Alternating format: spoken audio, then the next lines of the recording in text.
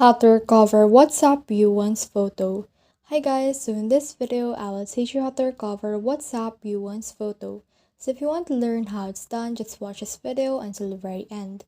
It's just really quick and simple, so let's go.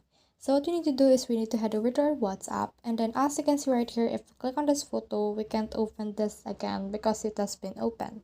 So what we need to do is we need to click on these three dots, click on settings, then click on the chats right here, and then scroll all the way down until you reach this chat backup, and then click on that, and then make sure to click on this backup right here. And as you can see, it will back up our message, so we can just wait for that to finish, and after it has been finished, it will be backed up on our local.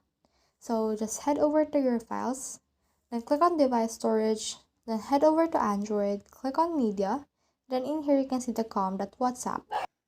Then after that, just rename WhatsApp, and then just remove one letter so it will be different. After that, we need to uninstall WhatsApp. Uninstall that, then open your Play Store and reinstall it. So let's search in here for WhatsApp, and then we can just click on install right here and allow it to be installed. So after that, click on open and then log into our account as usual. So just log in, just put in your phone number, and then just put in here your name. You can actually explore a backup, so click on continue, click on allow, and allow all of the permissions that it has been needed. So click on restore.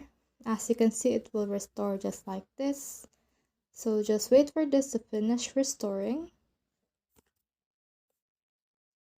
Then click on next again, and it will open.